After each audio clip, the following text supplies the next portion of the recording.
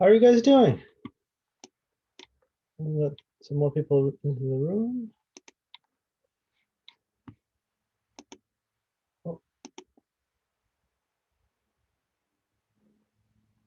Doing pretty well.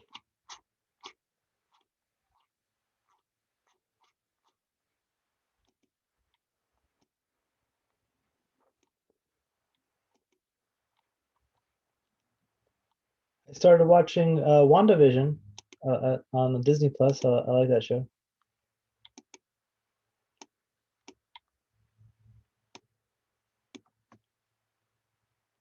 Okay.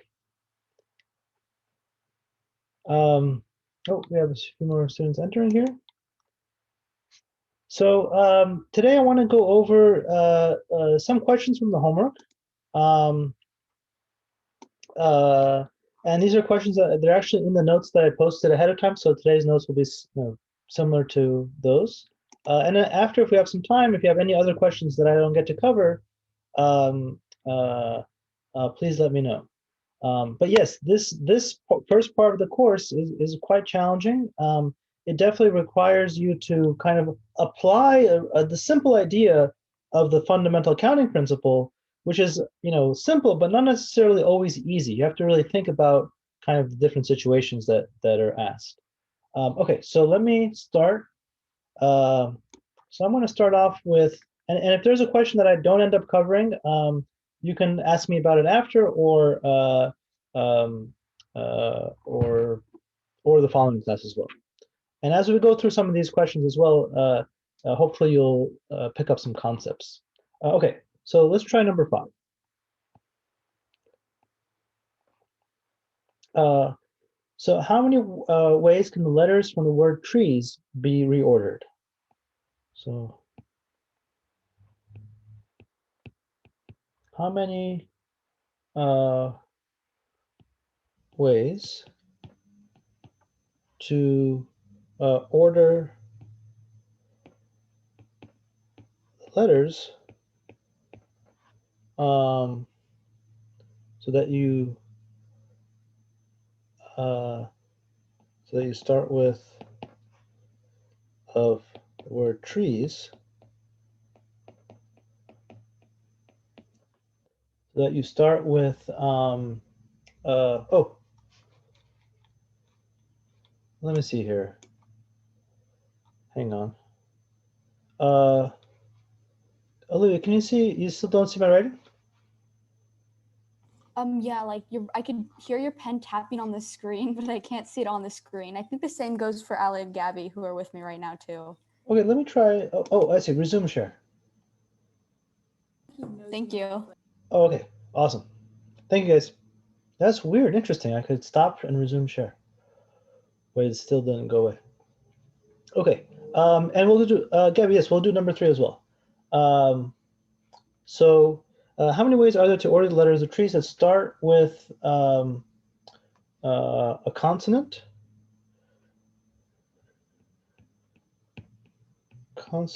and end with a vowel?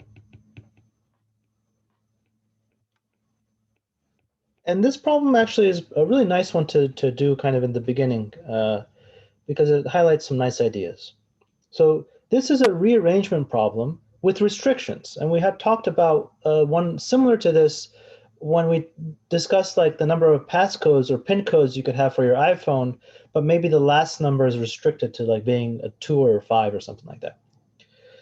Anyone have any thoughts what we can do here?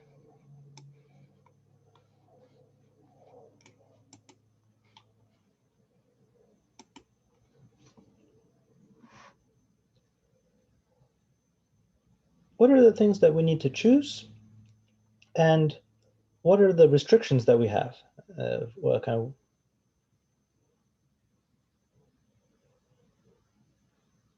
Yes, I'll put up here maybe 3 and 7 as well if there's some time. Oh, okay, good.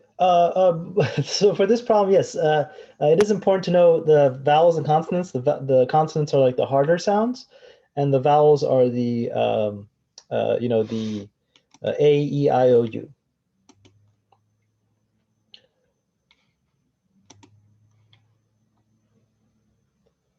I don't know why my screen sharing pauses when I let people into the room. That's weird. But anyhow, all right. So, yeah, Angel, what do you suggest?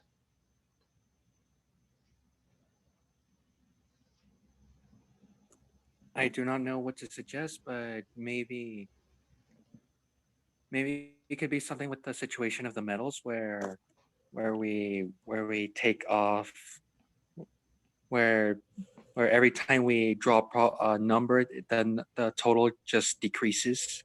Very good. So, and before we do that one, and that's going to be a key idea. What about the restrictions? And you mentioned something really good about. So when we have some sort of condition where we need to start with something and end with something, or have some sort of special way of writing, we can't just do anything arbitrary. We call that a restriction. So what did you mention about the restrictions? What does that create for us? Like how many options are there for the first letter? 3. Mm-hmm. Right. This could be either T, R, or S. One of those. And then what about for screen sharing is paused again. oh wait, it says stop. Is it still paused? Sorry guys, I don't know why Zoom is doing this. That's really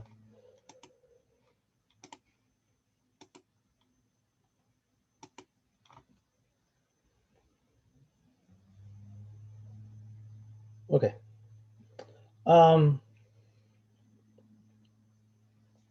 And then what about for the last letter? And this is kind of interesting. Angel, what did you suggest? What are the options here for the last letter? 2. If it 2. has to be a vowel, it can only be E or an E. Exactly, it can be E or E. And then once you've picked all those, how many letters do you have left?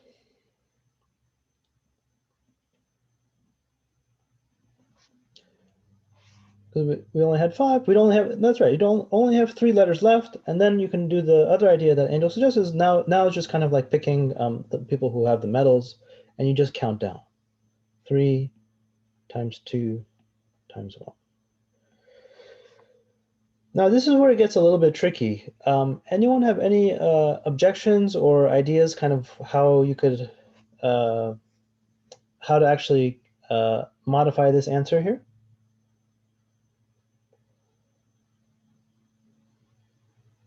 The second letter, maybe. Well, the second letter.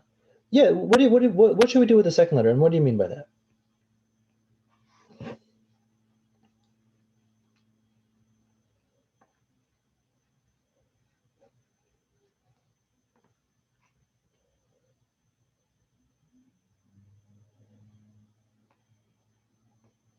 So if we just did it this way, this would be 36 different ways.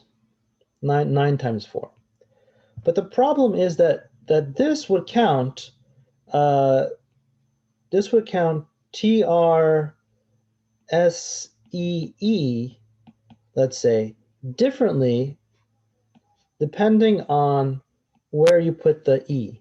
So if you, let's say you have your E's are labeled, these would be counted differently.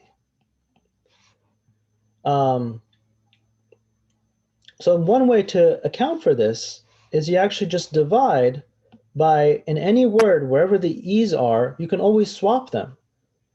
And that's really comes from 2 factorial.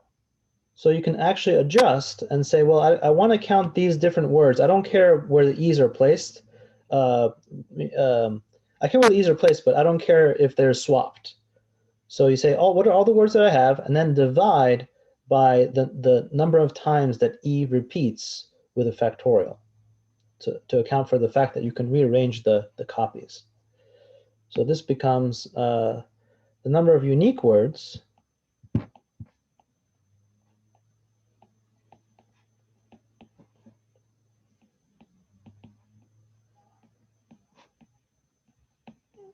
is 36 over 2 factorial. 2 factorial is just 2, but I'm doing factorial because I'm thinking about the number of ways I can move around E1, E2 in any given word. And this is going to be equal to 18. Okay. Alternatively, in the notes, I actually said there's an alternative way to do this. Is you can say this last letter. There's only one real option for it. I can only pick E. I don't care which one I pick. There's only one letter it can actually be. So you can put 1 here, and then in here you have 3 letters left. There's only going to be 1 E, and then the other 2 are distinct consonants. So this will be 3, 2, 1 as well. So you can do it right off the bat if you think about it that way. But it's nice to also to realize, and we'll do this more in a second, that when a letter repeats, if you don't want to count them as different words, if the letters are just, if the same letters and the repeating letters in different spots, like swapped or something, you want to still count it the same word, then you just divide by the number of ways to rearrange those repeating letters. All right. Any questions on number 5?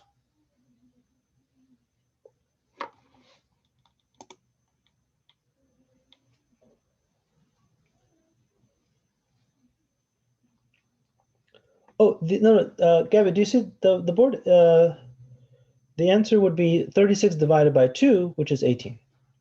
Did it stop again? Okay, cool.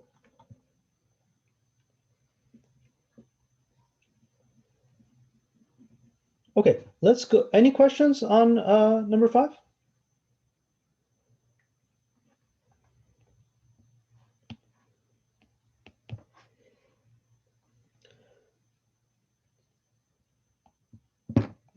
Okay, let's try number 6. So how many ways are there to arrange active if C and E are together? And by the way, of course, if you didn't get to do some of these, take notes and kind of follow along with some of the ideas, but make sure you kind of later on your own with a blank piece of paper, sit down and try to solve them kind of without your notes and just thinking about what the ideas are. Because it's really easy to follow along here and it makes these problems look a lot easier, but you won't be able to do them on your own if you don't practice. And it's also good to try a few of the ones that if we don't get to them, just think about them on your own for a while. I actually think they're really fun as well. Like even for me, sometimes they're not obvious how to do them, but it's nice to think about it. Okay, what did you guys think about number 6? Anyone have an idea?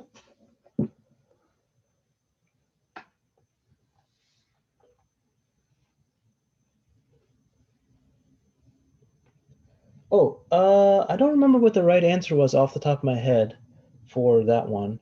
I have it as a formula here. That would be of, I think it was 240 actually. I believe so. But Olivia, how did you try? What did you think? Okay, so I like set it up. So I did 5 categories, and then I put A and C together, and then I did T, I, V, E, and then like for A and C I put 5, then T I put 4, and then I put 3, V I put 2, and E I put 1, and I got 120, but I don't think that's right now. So. Oh, okay. No, that's very good.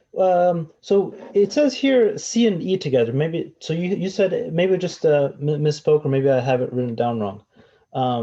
But so you said I'm just going to copy what's here in the note, but I think it's the same idea. So if you put C and E together, did you kind of think of it like this way? Like you have, you kind of have like. I spelled active wrong. Oh, okay. There you go.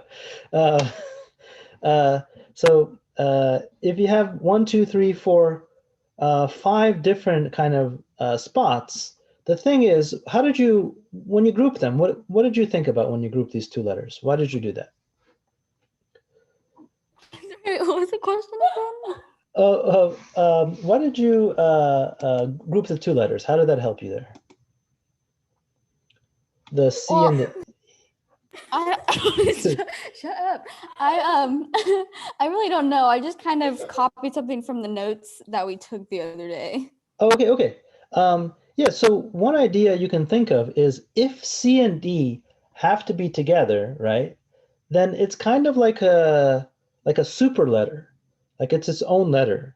So in reality, even though active has 6 letters, if C and E have to be together, it's kind of like you have 5 different letters.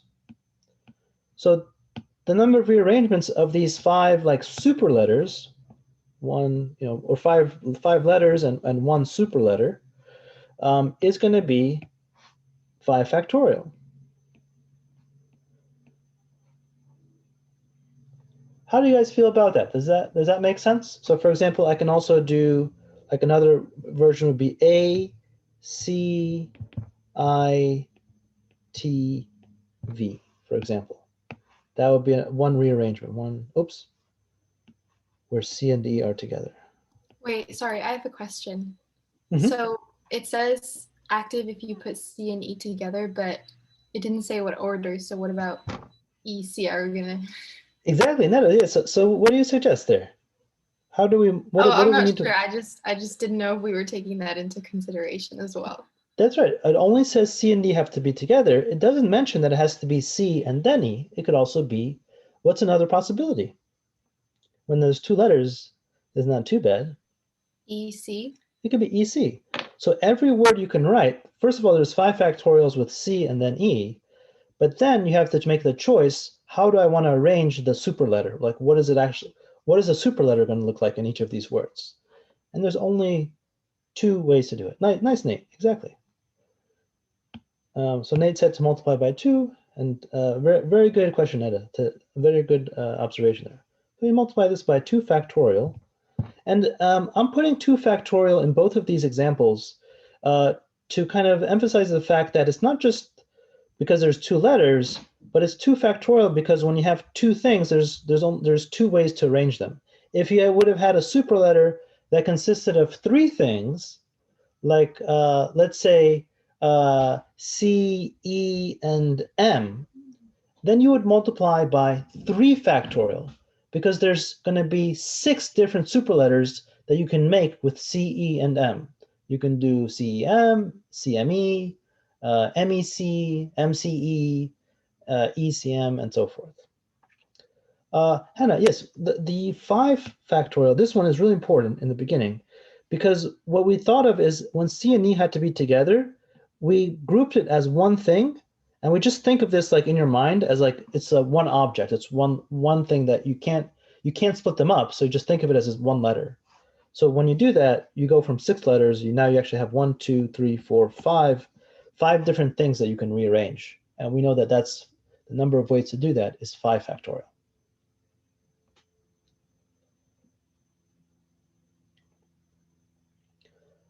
Any questions? Very good question. Any other questions before we move on? How do you guys feel? Please hit yes if you feel okay, and no if you feel a little bit lost on this one, or if you have any other questions.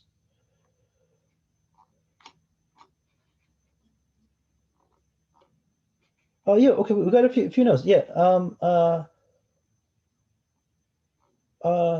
Let's see.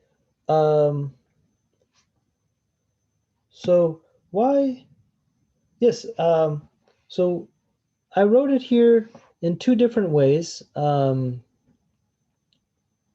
because I'm thinking of let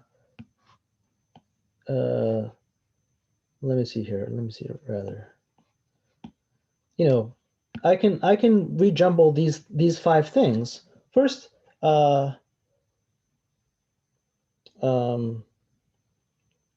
first let me ask those who are a little bit stuck here. Are you okay with how I got the 5 factorial? Are there any questions about where the 5 factorial come from? Okay, cool. So I'm just going to erase this thing. I don't think this helps. So 5 factorial is just number of ways to rearrange these 5 circles. That's where we got the 5 factorial. But let's say you have one arrangement, like active se, right? There's going to be a corresponding word that you can have, but instead of C and E, it'll be E and C, E followed by C. So you can also write active EC. So that's another one you can have. if you have another T of CE, you're going to have another word called T of EC. So basically, each of those 5 factorial words you can come up with, you're going to have another version of it where you switch the order of the order of the things inside the superletter. So that's why we get 5 factorial times 2 factorial. And now here's the kind of another important version of this. Imagine instead of saying I want C and D together, I would say I want V, C, and D together. Then I would have a bigger superletter, so I would have overall only 4 kind of letters to really rearrange. But then that superletter would have 6 different ways of doing it. Exactly. Yes, Colby, that's right. It's just switching the C and E and to EC. That's why we have the 2 factorial. Olivia, yes, you had a question about multiplying the factorials, like so the actual number. Sometimes I won't actually ask it, but I'll just write it out here. You know, this is a little bit tedious. It's just 5 times 4 times 3 times 2 times 1 times 2 times 1. Sometimes if it's like bigger numbers, I don't ask. I can say leave it as a factorial. But if it's smaller, then you might be able to, it should be reasonable to do. This is 4 times 6, 24, times 5, 120, times 2 this is 240.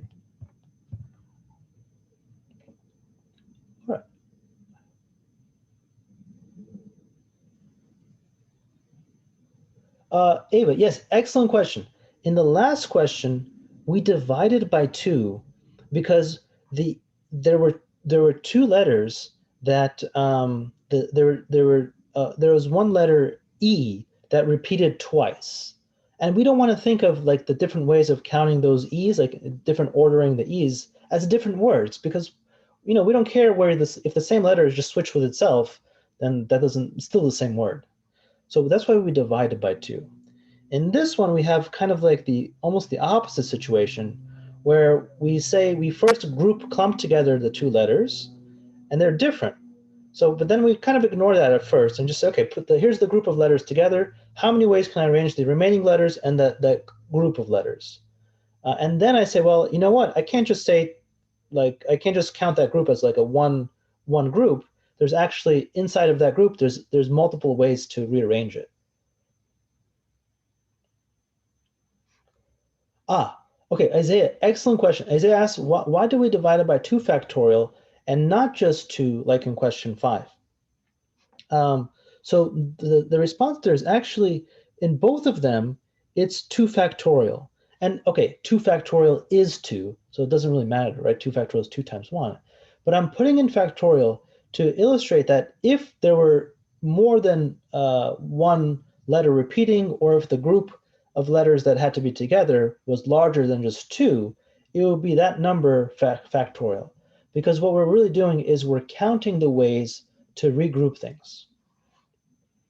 Let's see, in question 5 in the beginning, where did the 1 come from?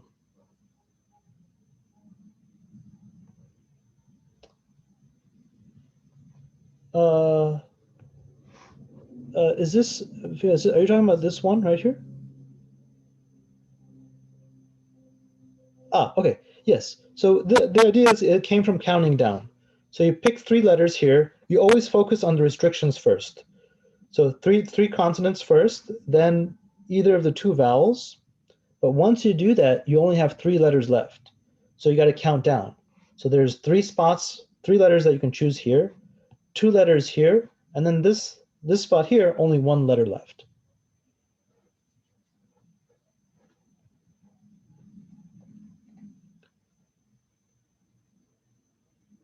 You guys are asking awesome questions. Any other questions?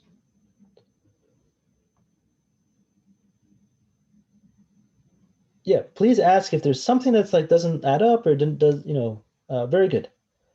Okay. Let's try number. Okay. So with these problems, with having solved these two problems, I want to introduce a problem that's not on the homework, but this is going to be one that's essentially a more general version of what we talked about last time with combinations and the story of the shepherd and the goats, sheep, not the goats. This is what I call the Mississippi problem. How many of you know how to spell Mississippi? Can you guys raise your hand or hit yes? Nice. That's a good one. That's a good one to learn how to spell. I remember, you know, when we were young, they forced us to learn that one. Excellent. Okay. So Mississippi problem. Mississippi.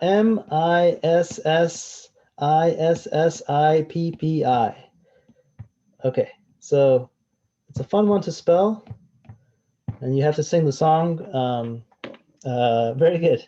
Yeah, you sing the song to help you remember it. But there's two S's. Sorry, there's two pairs of two S's and four I's and two P's in there. So a lot of letters repeating. So the question is, how many unique words? This is the key, really.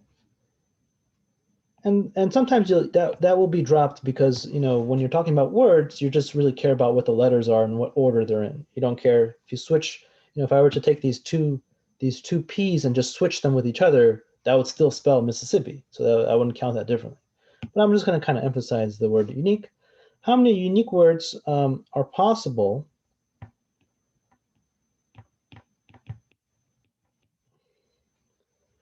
by rearranging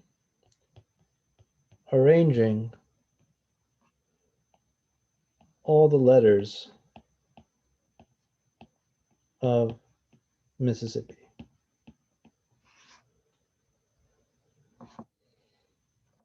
So I'll give you guys a little bit of time to think about it. If you haven't seen the notes, try to think about it yet before looking at the notes. And if you have seen it, see if you can kind of remember how to do it or explain it. And the hint I'll give you is it's exactly like the shepherd problem.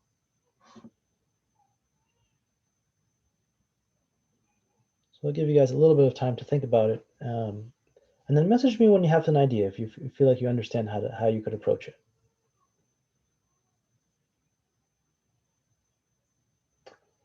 Kanjit, good question. So the letters that repeat, you might at first not want to count them as the same. That's a little hint. Kind of with the sheep, right? The sheep, the mathematician first overcounts by counting something that's way too much and then divides so that they count each individual sheep.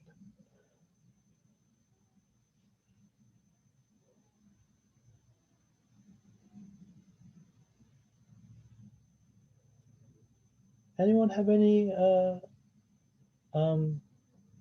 thoughts or ideas how you can approach this?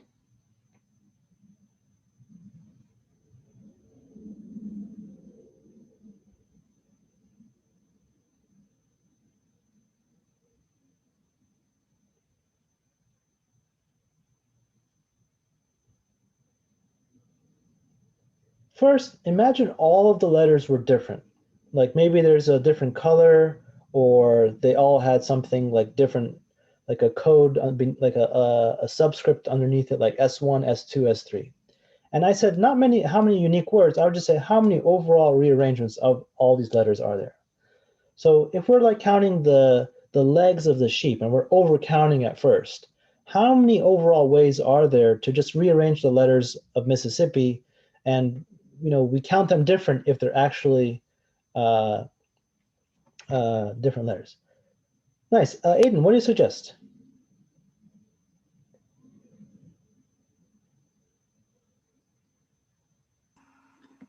For the overcounting 11 factorial. Exactly. Very good. And I see a few students suggested to do something. So 11 factorial is like, one way I think of it is like, you don't have to do this, but I think of each letter having a little like a subscript telling me which I it is, which s's it is, and I'll count them differently. And I'm not trying to make this more confusing than it should be, but this is how I could think about it. S3, S4. So I wrote I1 and I2 because it's the first I, the second I, then the third I, then S, oh no. Then it's P1, P2, and then I4. Okay, so there's 11 factorials to rearrange all of these different 11 symbols. But of course we know, even just looking at these, that if I switch up the S's, like in the word Mississippi, if I switch up these S's just between themselves, not moving them to where the I or M is or whatever, that's still going to spell out Mississippi. So I'm going to think of that whole thing as one sheep. I don't want to think of like the different ways of if it still spells out Mississippi properly, I still want to think of that as that one word. So I got to start dividing by stuff. And the thing I divide by is a number of ways I can rearrange the letters, but still have it spell Mississippi. So Hannah, what did you suggest we should divide by? I suggested you divide it by 4 factorial. Very good. Why did you pick 4 factorial? What letter made you think about that? Because there's only 4 unique letters in Mississippi. Oh, that's right. Okay. But focus more on the letters that repeat. For example, like imagine I asked you, so you have to keep all the M's and the I's and the P's where they are, but you're free to move around the S's any way you want. Would you agree that that would always spell Mississippi? Yeah. Right? Everything else is fixed. You can only move around the S's. How many ways are there to jumble up those S's? Is there 4? Because there's 4 S's. Exactly. And if you ever have 4 things, how many ways are there to jumble them up? 4. 4 factorial. Because whenever you have a certain number of things and somebody asks how many ways are there to just jumble them up, it's going to be 4 for factorial because that's kind of counts the permutations. Where can you put the first one? Where do you then you have 4 spots to put the 4 options for the first thing, then 3 for the second, then 2, then 1. So you would just divide. Sorry, you would just divide by every factorial of the different letter. Exactly. Letter. Exactly. So there's 4 factorial ways to rearrange the S's, and you have to think of the tree diagram.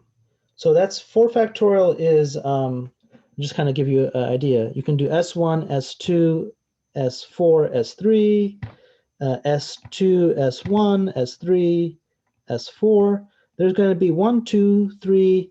What is 4 factorial? 4 factorial is 4 times, is 24, right? So there's going to be 24 different ways to rearrange the S's. But for each of the ways that you rearrange the S's, how many ways are there to rearrange the I's? So you got to now keep You're everything. muted. Oh, I'm muted? Hello? Can you You're not muted on my end. Yeah, you weren't muted. Oh, okay. Maybe I just cut out there. Yeah, Isaiah, what did you suggest? So how about for I, if we want to, after we pick a way to arrange the S's, how many ways are there to rearrange the I's?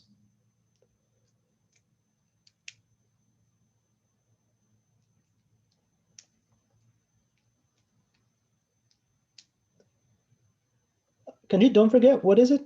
It's not just 4, but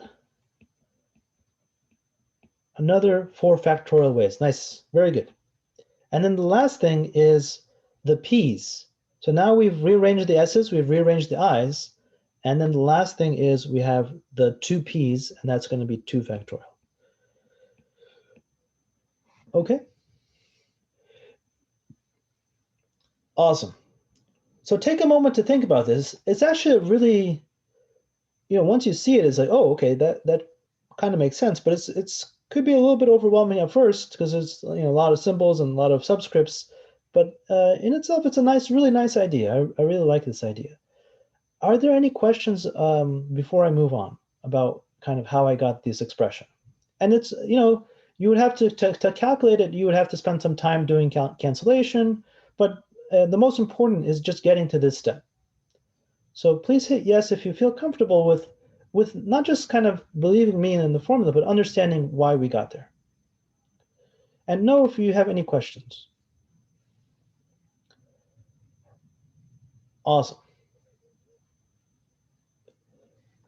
So this type of number, or this type of calculation, it's called a multinomial coefficient. And I'll just kind of mention it here.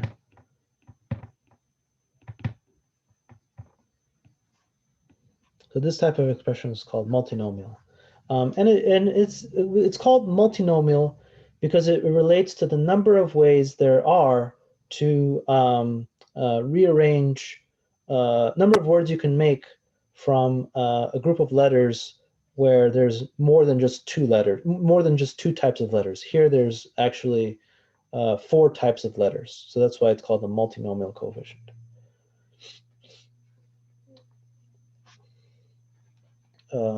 We'll see later, we'll study something called a binomial, which we've actually already seen. Okay, let's talk about number 7. And then I'll try to get through the other ones as well. So number 7 is one of the trickier ones, and it illustrates the idea of something in math called the complement.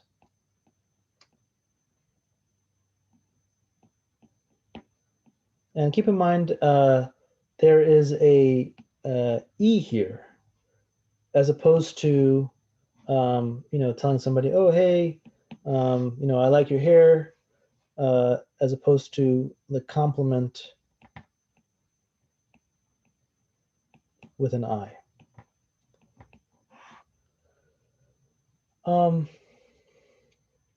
And in math, complement can mean a few things. One thing in angles it's used for is the complementary angle is the angle that adds up to 90 degrees to your angle that you're given. So if you have an angle of 30 degrees, the angle that's the complement is going to be 60 degrees. But in general, complement means something a little bit more broad. It just means that if you have a collection of objects in a universal set, so just an overall collection of objects, and you have, and you have some group of objects, let's say a set A, then the complement is everything that's not in A, so everything else. So complement is just a fancy way of saying like everything that you're not counting, or is the region that we're not interested in. That's the complement. Okay. And sometimes we use A with an exponent of C. If A is a set, A with a C to the top, a superscript of C means the complement. And the idea of complement is actually very powerful because it can help you, if you focus on kind of what's not there and what is there, it can help you to solve questions that might not be apparent right away. So here's a really famous one that I'm sure you guys have seen before. So imagine we have a square, by a 4x4 square, and inside is a circle inscribed inside of the square. The question is, what is the shaded area? What is the area of the shaded region?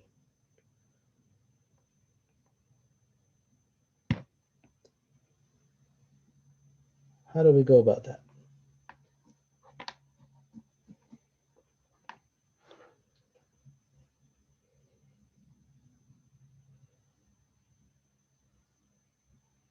You would have to find the area of the square and subtract it by the area of the circle. Exactly, because I can't find the area of the shaded region directly. I don't know, that's a weird formula. But I know the complement is a circle, and I know the region inside, it's all inside of the square. So Netta has exactly a good idea that if you take the square, take away the circle, the complement, you're left with what you actually want. So in this case, the area of the shaded region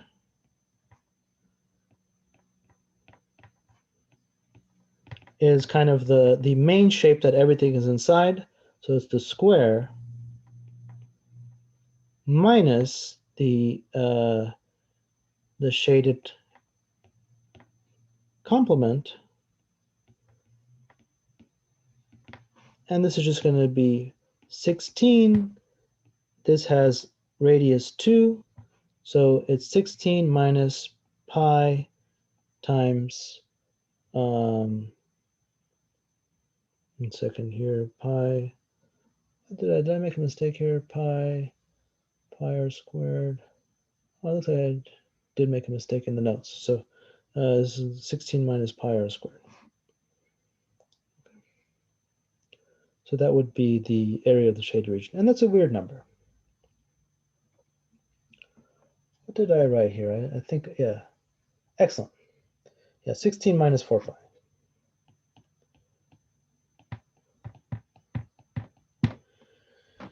Okay, so that's complement. So we're going to use this idea extensively, where in order to count something, sometimes it's hard to count directly what we need. So instead, we count the things that are the collection of objects that don't match the condition that we want. And then we also count the collection of all possible arrangements. And then we subtract the ones that don't match what we want. And then what we'll be left with is what we actually originally wanted. So now let's do the problem. So 3 blue. Oh, that's right. We have 3 red.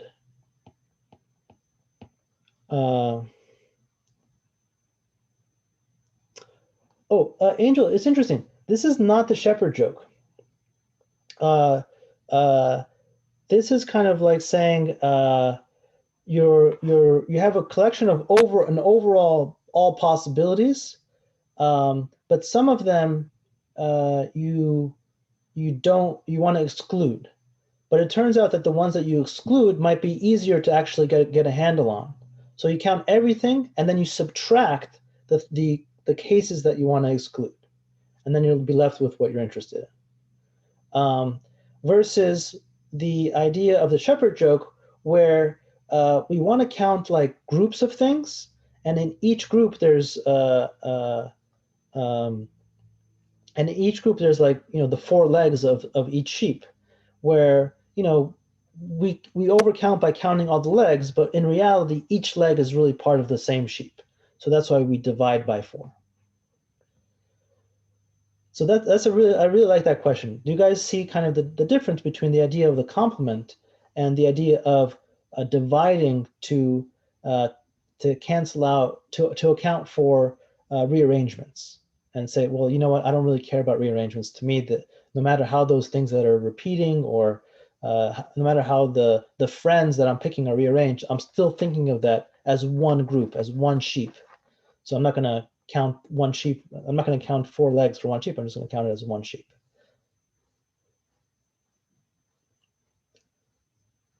Okay, let's try the problem. But yeah, let me know if it makes it clear.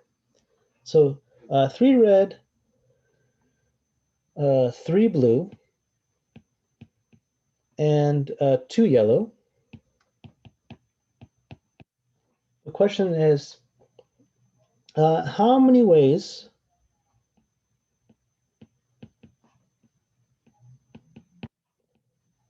to rearrange them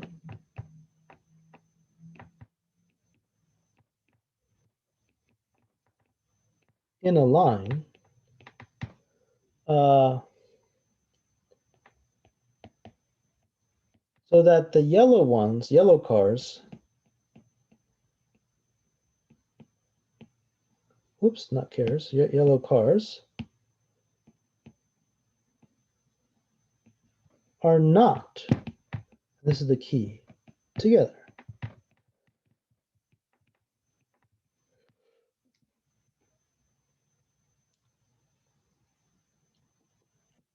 So the hint here that you should think about complement is whenever you see the word not, say, well, maybe it's easier for me to count the cases where they are together. And another sort of general rule is if you start to put these where the yellow cars are not together, then you're going to start to say, wait a second. So that means that the yellow could be in the first place, and then the yellow could be, there's 8 cars overall, so that means the yellow could be in 8th place, but also potentially that yellow can be in the first place, and then the other yellow could be in the 7th place. There's a lot of different possibilities for the 2 yellows. There's a few ways to do this, but if you look at try to put the yellow in different spots, you'll see, oh wait, that's kind of hard. So what if we focus on instead to do it like this? So the answer will be all possible arrangements. Okay, sure. But that's going to be too many because I don't want to, I'm looking for specific ones that are where they're not together. So all possible arrangements, but just take away the ones that you don't want to count. So subtract the arrangements that yellow cars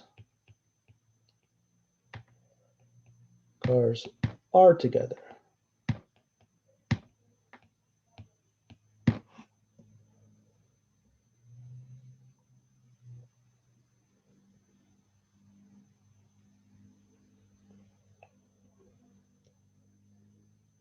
Okay, Angel, very good idea. So first, and the key here, you're very close. I'll let you guys think about it for a little bit. I really like this problem because it ties together the Mississippi problem that we just studied and that problem with active, where there was a super letter. So I'll let you think about this for a little bit, but message me when you have an idea of how to count the first piece, which is all possible arrangements. And the hint I'll give you there is Mississippi problem. So can anyone tell me how many overall possible arrangements are there? And by the way, we're assuming that the cars, like we only care about like the ways that the colors are lined up. Like all the cars are indistinguishable. If I switch the 2 red cars or if I switch red cars in some different order, then like I don't care how the red cars are lined up, for example. Like if it's red, blue, red, red, and I mix the 2 red cars, I would say that's the same way to line it up. So Angel, it wouldn't just be 8 factorial because I want to count it like the Mississippi problem. Nice, Nate. Very good job on the Mississippi problem. Oh, you know what? You will be able to use a calc, but not for this test. I will just ask you to not actually expand things. Some of them I will, but like this question, I would say don't expand it. Just keep it as an expression.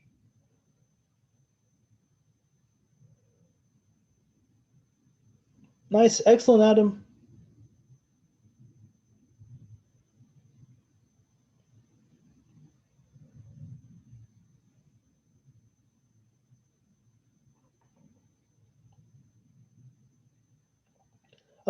Nice, awesome, Gabby. Adam, what did you write? Do you mind sharing what you suggested there? Yeah, so I just did 8 factorial over 3 factorial times 3 factorial times 2 factorial. Awesome, nice. Right, because we have it's literally exactly like the Mississippi problem. So these are all the different ways to do it. Did you have any luck with the 2 yellows together?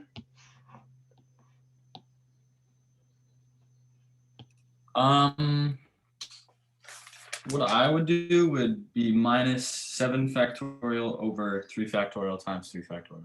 Excellent. So this is a nice idea because it's you see how it's a combination of active with the Mississippi problem. Because you can think of the 3 reds. You have 3 red, 3 blue, and 1 YY, 1 YY super letter.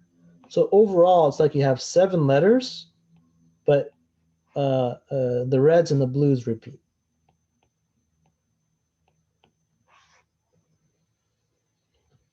Awesome. And if you subtract those, what you'll be left with is the ones where the yellow cars are not together. And I believe this came out to 420.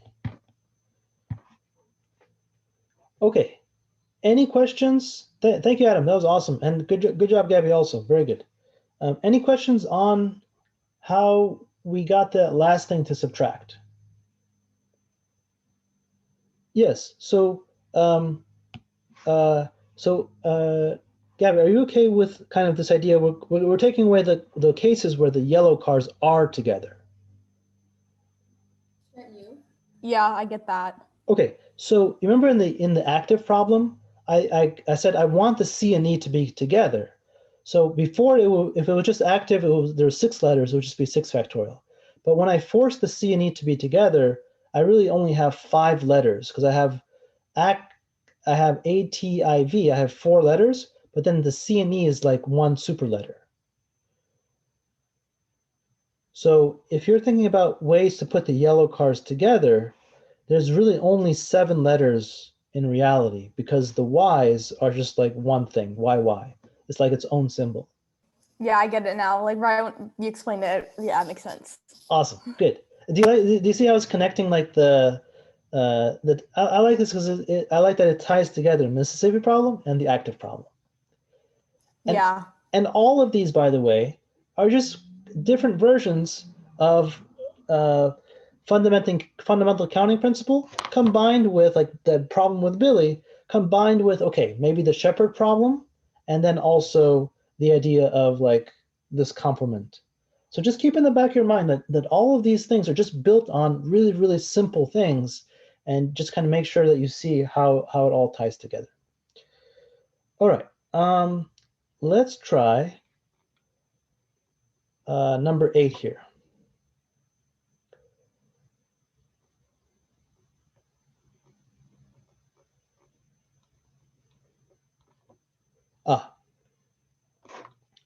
So I think I sometimes make a mistake on this one. I'm not sure what because the instructions were a little bit not clear. So number 8 was a 3-digit odd numbers.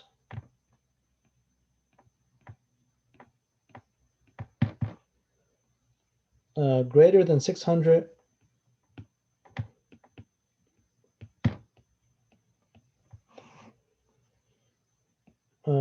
using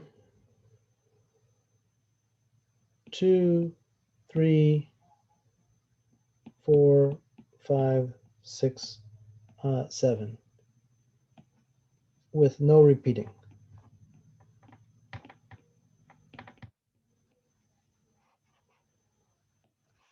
And I don't know if they made it clear in the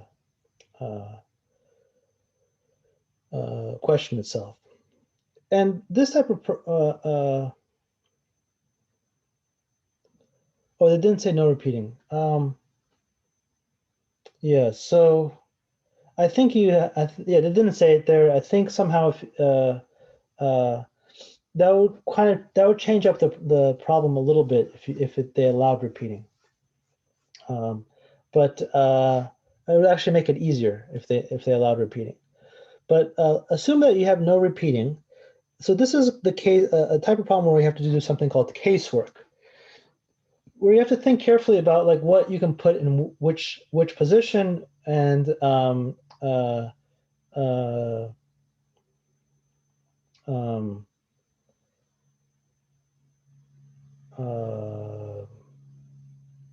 three-digit odd numbers greater than 600. Yeah, so this is called casework because like the number of options that you can place in each thing will sort of change depending on how you what you pick at first. So the first thing is focus on the first digit. We know that, and this is where it gets interesting. So the first digit can either be a 6 or a 7. So if you pick a 6 for the first digit or a 7, the reason you have to kind of split them up into separate cases is because when you pick a 6 for the first digit and you can't repeat, and you need to have an, sorry, my bad. If you pick a 7 for your first digit and you can't repeat, then that eliminates the possibility of using a 7 as the last digit. Whereas if you picked a 6, you would still have that 7 available And because we want an odd number, we know that it can be either end in 3, 5, or 7. So that's why when your options change, the number of things you can pick changes based on what you one of your choices. Then you have to sort of do different cases. So there's one option here and one option here. Those are the only ways you can get a number greater than 600. The middle number is no restriction, but the last number, if you picked a 6, what could be your last digit? Well, you could do 3, 5, or 7. Any of those would fly. So that would be 3 options. And then once you pick those 2, you have what? You'd have 4 options left. So everything else. But if you pick a 7, there's only going to be, you can only decide between 3 and 5. So there's only 2 options here. And then the middle number could be anything that's left over. And that would be, because you've already picked 2. So now you got to say that there's 4 options left over here. And so this would be overall 12, and this would be equal to 8. And if you add them together, these are completed cases. These are completed numbers. And if you want to say the number of ways there are, now you would add them together and you get 20.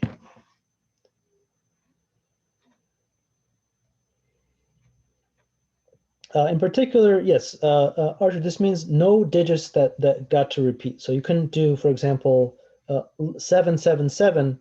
That this problem wouldn't allow you to do 777 as one of their choices. Oh, nice. Yeah, there might be different ways to think about it. Archer, how did you think about it? Do you want to share what your idea was?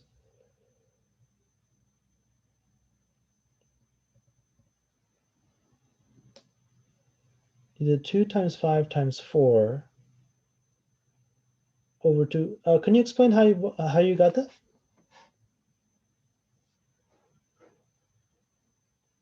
I only really thought of it because of the evens and odds, thinking of it kind of like a coin flip. So I just divided by 2, and I got 20. So that's really off to me. Yeah, I don't know your formula. I'm not sure how I can interpret it. Like that might have been the right approach as well. I just don't quite see how you could have gotten it. Neither do I. Oh, okay. And 1 6 1 7. The 6 and the 7 underneath it represent the 6 in quotations and the 7 in quotations. Those represent the options.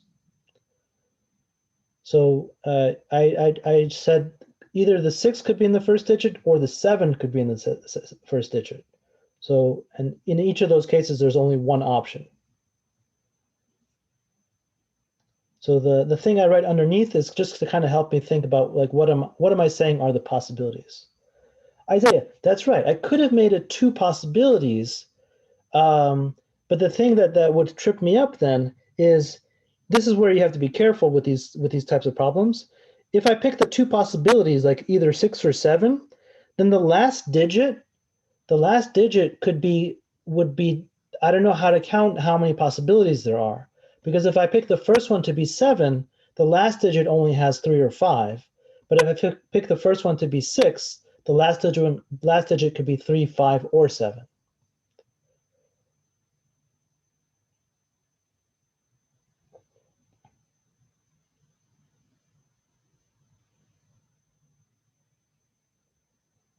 Did that make sense? Why I had to be careful to kind of think about the 6 and 7? Sometimes. Yes, exactly, Archer. That's right. I like the way you say that. So you basically will split stuff up into cases when some of your choices influence how many options you have for the rest of them. The middle number is always 4 because there's a total of 6 numbers, and I've already picked the first and last. That leaves me with 4 numbers to choose. And at that point, it's no matter what I pick for the first and last, if there's always there's no repeating, I can't pick. I'm always going to have 4 things left over. Okay, let's see here.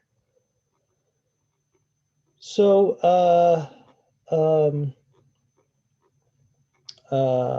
yeah, I will end class now, but I will potentially talk about the others. If you want to discuss some of them later, like in office hours, let me know. You can take a look at the notes, and I'll post a recording. I'll post a recording of the lecture later tonight as well. Yes, office hours are will be after class, like let's say 4 to 4:30. And also by appointment. You can also email me and I'm happy to meet you by appointment. And you're welcome to stick around for the next one as well, or jump in anytime. I'm going to go over most of these, and then maybe if we have time, go over some other ones. All right, guys. I'll see you next time. I'll see you on Thursday. Keep thinking about these problems. Hopefully that gets you started.